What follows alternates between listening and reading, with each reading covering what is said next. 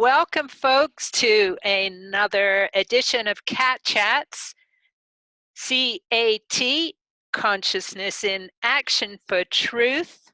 We are Rosie Cat and myself, Mahara Cat, and we are planting seeds to sprout in you, seeds of information.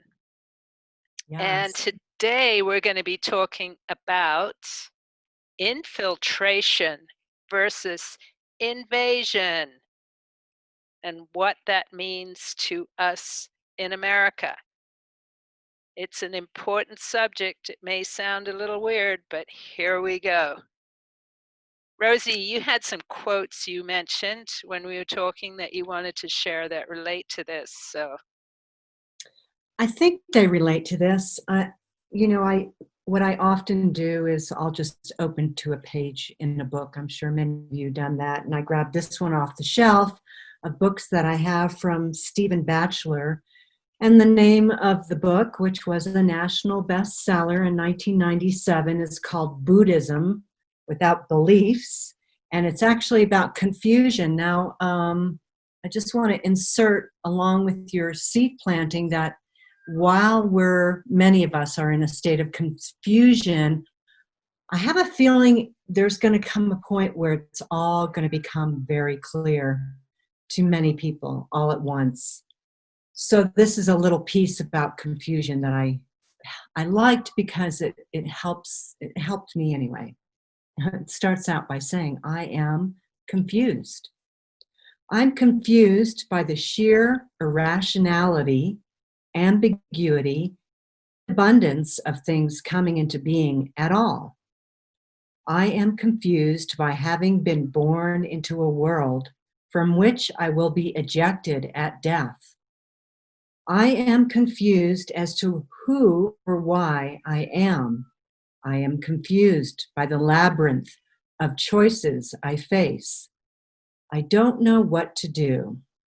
This confusion is not a state of darkness in which I fail to see anything. It is a partial blindness rather than sightlessness. By not seeing well, I misconstrue things, like entering the pottery shed in the yard to discover a snake in one corner. My heart accelerates and I'm frozen with fear. Only when my eyes get used to the light do I realize it is a coil of hose. Confusion conditions activity, which conditions consciousness, which conditions embodied personality. That last sentence was a quote from Buddha himself. Hello, Shah, cat. My cat's meowing. Not that you can hear him. she's confirming. She's confirming, right? Like your horse was neighing earlier, right? That was awesome. Anyway, I know a lot of people are in a state of confusion. I think it's just because the energies are so intense and things are going so fast. I know some of us see things crystal clear, but again, I'm hopeful that a lot will come into clarity and impeccable view for all of us to see how all these dots are connecting and how the big picture is being presented.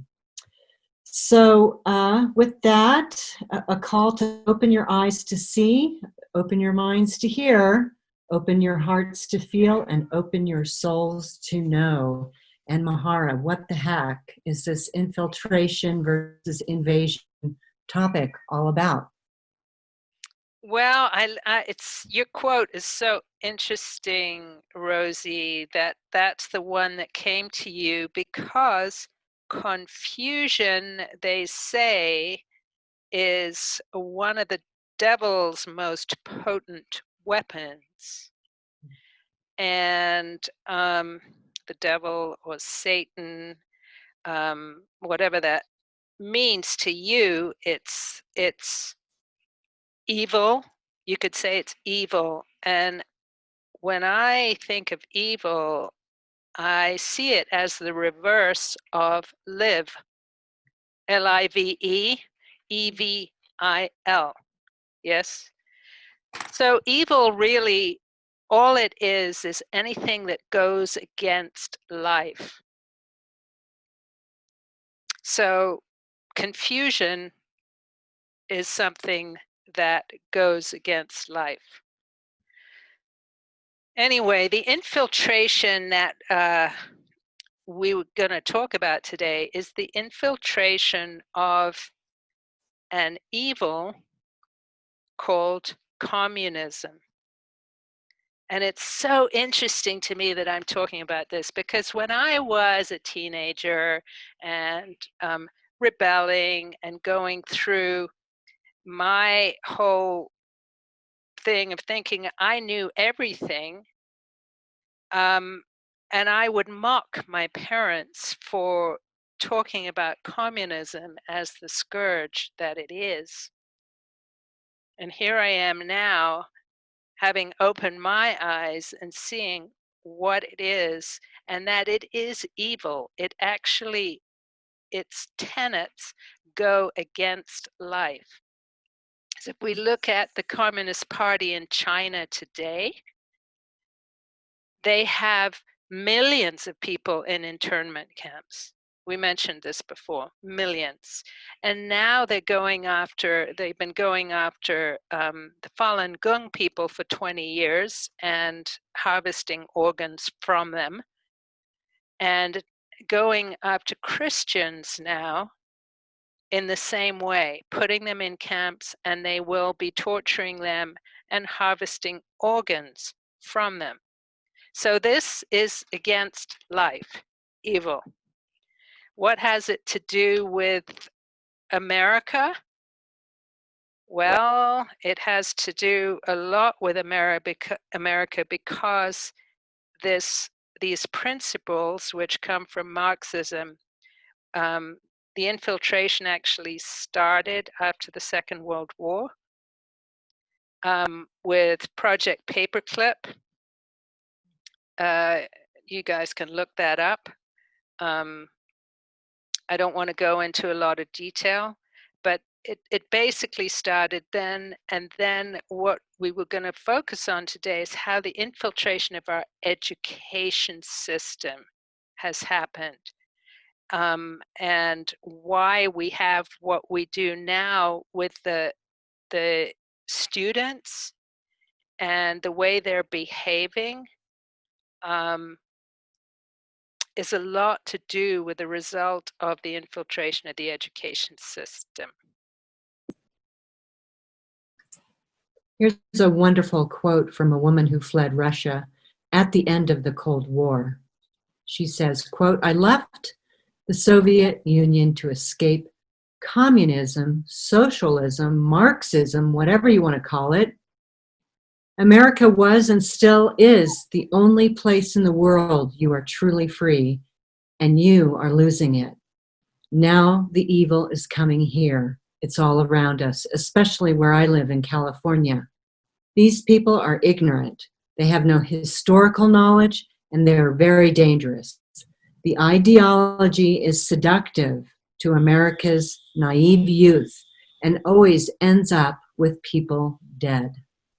Unquote. So there are two ways of, if one country wanted to get power over another, they either go to war and they invade, or they infiltrate, meaning they do it behind the scenes. They go send agents in to different organizations, and they look innocuous, and they do it gradually. And that's what's happened. But I want to read some things about the list of communist goals. Now, this is taken from a book by an ex-FBI agent that was written in, I think, in the 60s.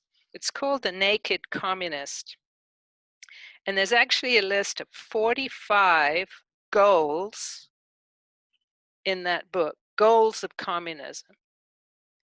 And I just want to touch on a few of them here because it's so relevant to what's happening here today. So, promote the UN as the only hope for mankind. And if its charter is to be rewritten, which they're trying to do, demand that it be set up as a one world government with its own independent armed forces. Do away with all loyalty oaths. Now, that would include loyalty to the Constitution of the United States. Capture one or both of the political parties in the United States. Get control of the schools. Use them as transmission belts for socialism and current communist propaganda. Soften the curriculum, get control of teachers' associations, put the party line in textbooks. That's exactly what's happened in America. And even more so now that we're on the brink of schools. Well, probably they usually would have opened this week, I believe, in mid-August. And here, parents all over the US are being faced with some opportunities, call it that, some opportunities for this infiltration to come into the public school system to take over and, dare I say, brainwash our kids. So I wanted to get this into our recording today because it's so relevant. A teacher from California came forward whistleblowing, and because of the meeting she went to that about what they're going to teach the kids now. So we'll just play you a couple of minutes of this recording, and we'll have the link underneath so you can listen to the whole thing if you like. But it's a wake-up call. Here you go.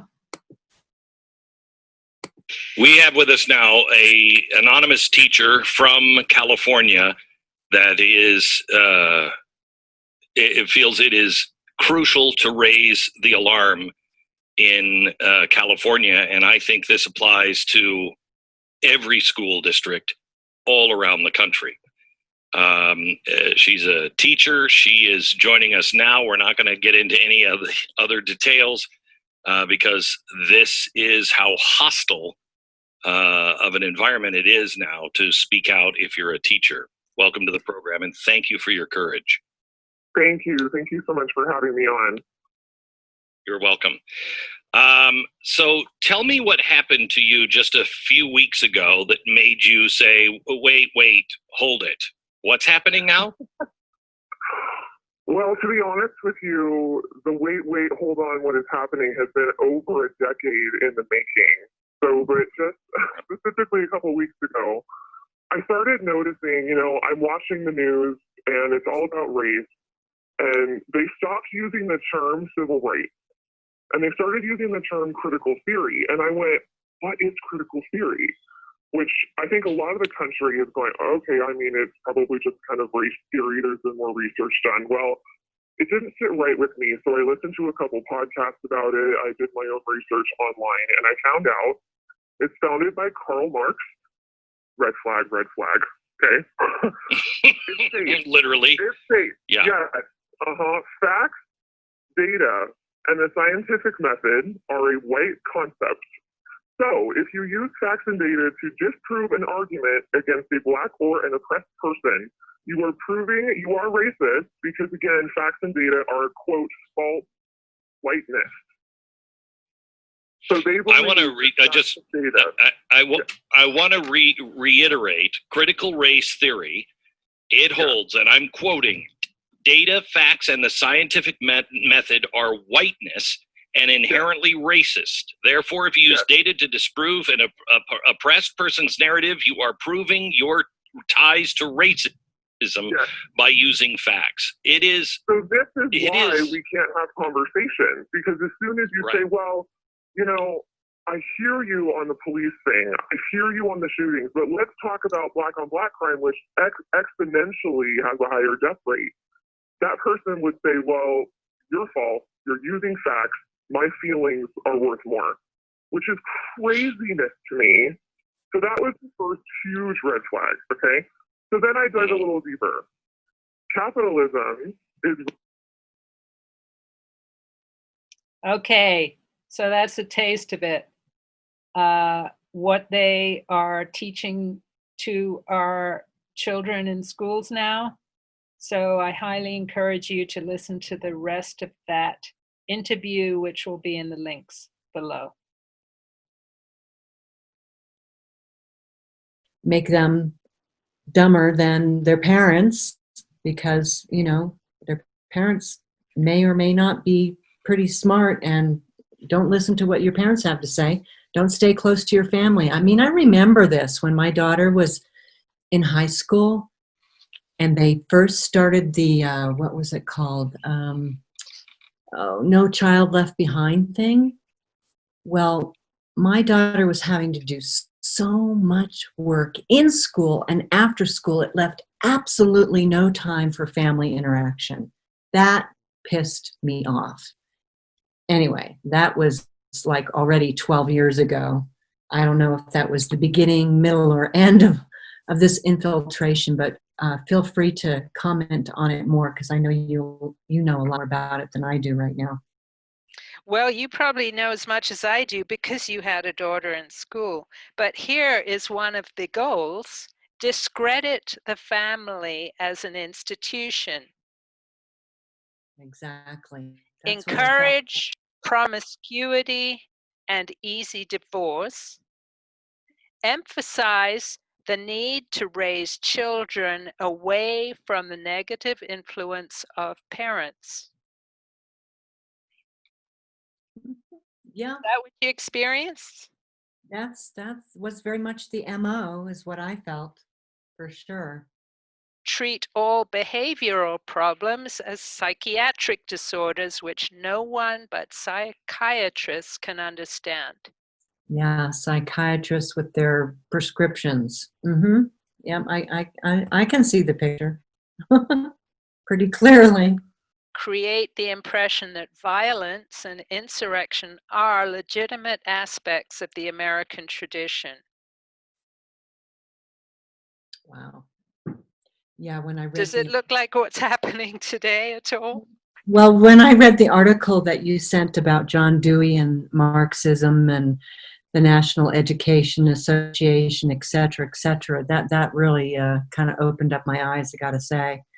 And I can't believe I'm just learning this now, but at least I'm learning it. And I hope many of our listeners are learning more about that. Maybe you would say something about John Dewey and Marxism and the NEA, and we may as well go there.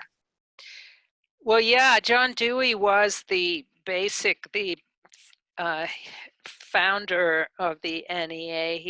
He's called the father of modern education. And here's a quote for him: "There is no God and there is no soul. Hence, there are no needs for the props of traditional religion." So getting religion out of schools is one of their big goals too. Communism basic tenet is this: everyone is ruled by and worships the state. There is no God.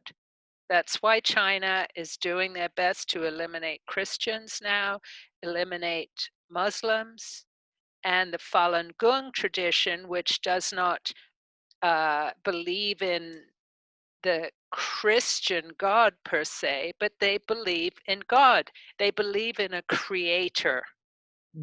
And their whole tradition is around that. So the Communist Party cannot handle anyone outside of the dictatorship of the state. And this is what we are heading for in America in the form of the Democrat Party now. You remember one of the things I wrote was infiltrate, get control of one or both parties.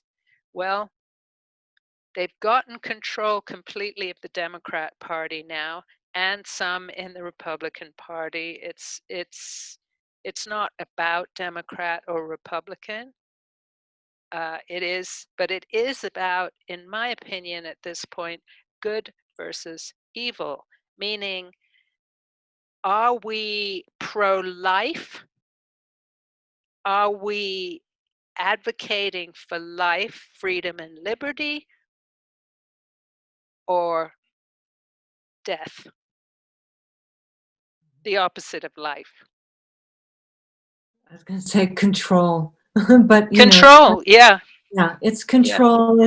It's a form of strangulation, because whenever there's a free, creative, ambitious, inspired, even God inspired individual or country, then that person, oh, God knows what they could do. God knows.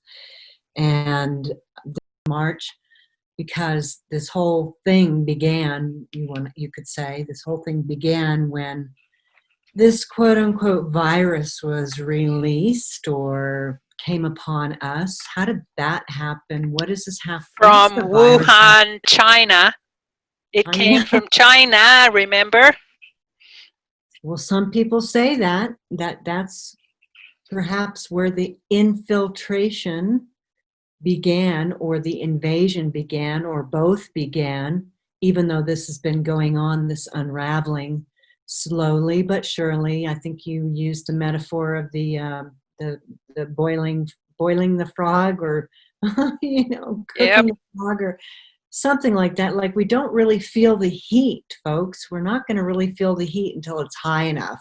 Because they do it very slowly. Yes. So would you say, Mahara, that we're at a boiling point? It seems awfully hot in a number of ways. Yes, I think we're definitely at a boiling point.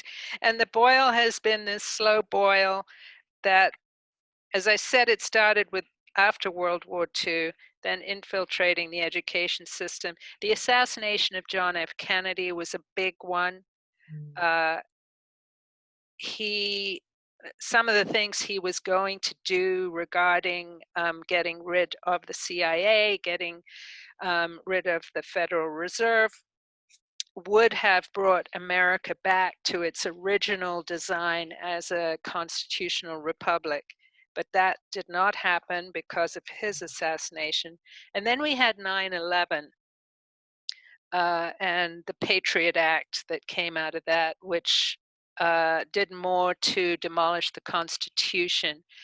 So it's interesting how this comes back to the Constitution so often, because we are the only country in the world that has a constitution where we as individuals are given God-given rights. We have the right to pursue life, liberty, and happiness. That was given by our founding fathers. There is no government that can put itself over that. Now, we're the only country in the world with that. That's why there is a concerted effort to destroy America and what it stands for, what it originally stands for. So one of the other things that they have done is to discredit the American Constitution. This was, again, going back to some of the goals of communism and how to infiltrate. So discredit the American Constitution by calling it inadequate, old-fashioned, out of step with modern needs, a hindrance to cooperation between nations on a worldwide basis. So they have a lot of people snowed with that one. Wow. And they certainly have the young people snowed with that. The Constitution used to be taught in school. It's not anymore, thanks to the National Education Association, the NEA, which John Dewey had this huge influence on. And one of the things Dewey said, here's another quote from him. You can't make socialists out of individualists. Children who know how to think for themselves spoil the harmony of the collective society, which is coming, where everyone is interdependent. And John Dewey was heavily supported by the Rockefellers. And John D. Rockefeller said, I don't want a nation of thinkers, I want a nation of workers. Where are all the women in all of this? I want to know. Like, where were the women standing? Were they standing next to their men? Were they just as on the same page as the men that they were with? Were they just silenced? Where the heck were the women? I'm just, for some Well, reason. there's a lot of women in the NEA, the National Education Association, and they're some of the biggest champions of socialism. Because socialism is sold in this as this wonderful utopia that's going to take care of everyone. It's very seductive. It makes people think, oh, I'll just be taken care of by my government. The government needs to do all this stuff for me, and then I'll be okay. Yeah, when did that byline come in? Because that's a really, really strong one, where people really they want to be taken care of. They want to give their rights and their power and that over to the other one, to somebody else to take care of, mom and dad, let them take care of it. Like, when did that come in? It's been that's this infiltration. It's this slow infiltration, and it's totalitarian. You remember David Icke used to talk about the totalitarian tiptoe? Tiptoe. I always loved that phrase he used, the totalitarian tiptoe, because it is a tiptoe. It's quiet, and it says nice things that you want to hear, or you think you want to hear. It always sounds good, and it's always for your best interest. Okay, so we've been nicely duped, right? There you have it. How do we nicely or not so nicely unravel from that? What can we do right now, right here, right today? I know I've asked this question before, but it's like I know several of the listeners who may be even less confused as I am day after day. The more that I educate myself, I'm still left wondering sometimes, what the heck can I do? And honestly, sometimes I feel like I just need to see. I just need to know. I need to see, I need to know. It's like one more individual who call it wakes up will help, I don't know, will help change the tide. But anyway, I'm going to hand it over to you because if you have any suggestions, I'm open to hearing them, and I want you to share them with our audience as well. Well, every time we discover truth or we speak truth, we are creating a ripple in the world.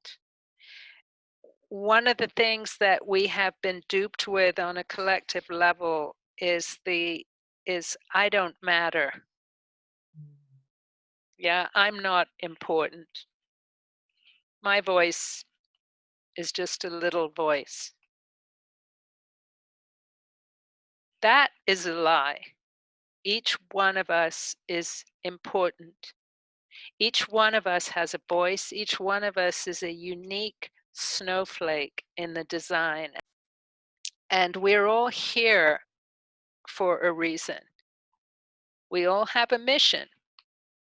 And as we come into that, and as we speak truth, and as we come into truth, truth to me it's also light. What did Jesus say? I am the way, the light, and the truth. So truth is synonymous with light and life. And we talked in the beginning, I mentioned evil versus live or live. So truth is life. When we align ourselves with life and truth, that's when we start to really come into being and make a difference. That's the way I see it. And so if we're confused, it's because on some level we've given up. We've given up our dream. We've given up our belief in ourself as important, as brilliant, as genius. Because each one of us is that at our core. I like how some guides, some masters have encouraged people to surround themselves with people who really illuminate the truth of who they are and who help to raise their frequency, to embolden and again encourage them to be who they are, be who you are, not who you're not. And there's plenty of voices like that. Mainstream media is full of them. Don't be who you are, God forbid. So I think surrounding ourselves with people who again mirror to us more than who we are and encourage us to be who we are is a good thing to do. You know, I always do a tarot reading prior to these cat chats, and I pulled this card from the Cathar Tarot by John Matthews and Will Kinghan, and I just want to read it to you. I don't even want to tell you what the card is, but I just thought it was so fascinating. And it says, a spiritual elder or master of creative energies, one who guides and guards the seeker of his or her journey. As such, he or she can be overly fierce and determined in his or her advocacy and his or her leadership sometimes, and that might lead to unexpected changes. And that if you are, two other cards, I'm not going to tell you what they were, but if you are in this state of confusion, you keep saying, I'm confused, I don't know what's going on, blah, blah, blah, you're perhaps part of the common folk who are still, I'll just say it this way, giving your power away. And so you're going to experience obstacles and problems and delays and bad luck and sluggishness and illness. There you go. And the other side of that is the dark. It just came out that way, a card in which they're acting the way they are because they're punishing us, because they've lost power, and that has made them very angry. They feel very threatened, and they're very paranoid, and again, throwing not just punishment, but disaster our way. So that creates a lot of confusion too. I didn't pull a card for the ones that are choosing life and choosing light, but I have a feeling that the leaders, our leaders right now, our spiritual elders, our masters of creative energy are holding space for us and for us to go on our journeys right now, for us to stay on our journeys of being very truthful and claiming life and life force with all of our heart. Anyway, the last thing I want to add is the game of acronyms. And you gave an acronym just a minute ago. Now I forget what it was. Well, about evil, anything that goes against life, and you switch that around, to live and evil. We will, as usual, provide you with some awesome resource links below to check in. We will continue to plant our seeds in that way. Check in with those resource links. They're very, very helpful. If you want to comment, please do. Or you can also send us an email that way if you'd like to comment or ask a question to catchats333@gmail.com. Also like and subscribe to us. And I think that closes out the show for today. Is that anything else you want to say, Mahara? Onward and upward, we are on a very powerful positive trajectory, even though it may not seem so. It's always darkest before the dawn, and I believe we have an incredible dawning coming, and we will regain true freedom, true independence.